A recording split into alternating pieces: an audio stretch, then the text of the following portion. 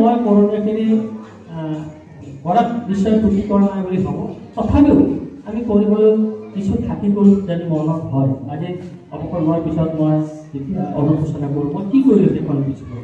আজি 43 বছৰ কাল মই বিদ্যালয়ৰ পৰা কাম কৰি মই চৰকাৰে মোক পইচা দিলে, সেই পইচা মই ভণ্টি ল'ৰা ছোৱালীক শিক্ষা দীক্ষাত দিলোঁ, পঢ়ালোঁ।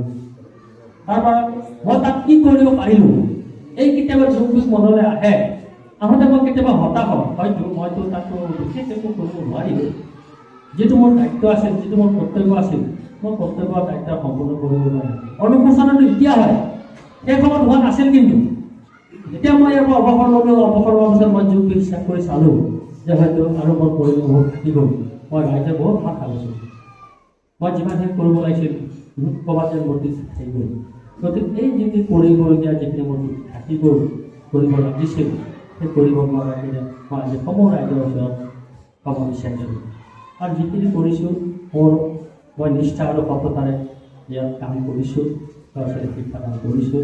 এটা সময়ত যথেষ্ট আমাৰ বিদ্যালয়খনৰ এটা গৌৰৱ আছে, কপিল ব্লকত 1 নম্বৰ শিক্ষক। আপোনালোকে জানে, আমাৰ তেখেতসকলে জানিব, ডাইছত আমাৰ চিআৰচি মহোদয় আছে ইয়াতে, ডাইছত 01টো আমাৰ বিদ্যালয় 01 18001401160601 1 নম্বৰ আমাৰ বিদ্যালয়ৰ পৰা হাইস্কুলটো আৰম্ভ হৈছে। তেতিয়া চিআৰচি আছিলে আমাৰ কংগ্ৰেছৰ শইকীয়া দাস চিনি পাব। তেখেতে কৈছিলে যে এই এখন বিদ্যালয় আমাৰ ডকুমেণ্ট চব ওপৰত যায়, ব্লকৰ যিমান ডকুমেণ্ট যায়, ডিষ্ট্ৰিক্টত যায়, আমাৰ বিদ্যালয়ৰ 1 নম্বৰ ওপৰত যায়, 1 নম্বৰ ডকুমেণ্ট যায় আমাৰ বিদ্যালয়ৰ পৰা। সেই সময়ত যথেষ্ট আমি কাম কৰিছিলোঁ। এতিয়া মোৰ লগত আমাৰ ইয়াতে 12 চনত মই যেতিয়া অকলে আছিলোঁ, 2007 চনত যেতিয়া ইয়াৰে প্ৰধান শিক্ষক আছিলে যে ডেকা, প্ৰফেচৰ ডেকা, তেখেতৰ পাৰিবাৰিক কিবা ভূটান বসত স্কুল দিবলৈ হ'ল। তেতিয়াৰ পৰা মই 2007 চনত দায়িত্ব ল'লোঁ। তেতিয়া 185জন ল'ৰা ছোৱালী আছিল, মই অকলে আছিলোঁ। তেতিয়া 2007 চনৰ পৰা 12 চনলৈকে মই অকলে শিক্ষকতা কৰিছিলোঁ। তেতিয়াও 2-এটা কমত ল'ৰা ছোৱালী বৃদ্ধি পাইছিল। তেতিয়া বহুতে কৈছিল যে ল'ৰা ছোৱালী কেনেকৈ এজন মানুহে পঢ়ায়। তেতিয়া অভিভাৱকসকল যথেষ্ট সচেতন কেইজনমান অভিভাৱক পাইছিলোঁ। আৰু ল'ৰা ছোৱালী ঠিক তেনেদৰে কেইজনমান ল'ৰা ছোৱালী খুব ভাল মানে হেৰি থকা ল'ৰা ছোৱালী পাইছিলোঁ। গতিকে তেতিয়া কেইবাজন ল'ৰা ছোৱালী বৃদ্ধি পাইছিল। তাৰপিছত 12 চনতে আমাৰ অলপ আগতে ভাষণ দি গ'ল মনৰ দাসৰ সহধৰ্মিনী সঞ্জিতা দাস, তেখেত আহিল। তেখেতৰ পিছত আমাৰ ইয়াতে উপস্থিত আছিলে বিশ্বজিৎ দাস, তাৰপিছত নিতুল ফুকন, স্মৃতি দাসধৰা, পল্লৱী দাস, তেখেতৰ শিক্ষক যথেষ্ট ভাল শিক্ষক এটা সময় দিলে। 12 চনৰ পৰা শিক্ষকৰ মানে স্কুলৰ সলনি হৈ গ'ল।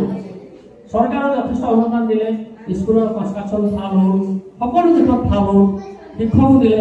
তেতিয়া ইংলিছ মিডিয়ামৰ পৰা শংকৰদেৱৰ পৰা ল'ৰা ছোৱালী ইয়াত অহা আৰম্ভ আহিছিল।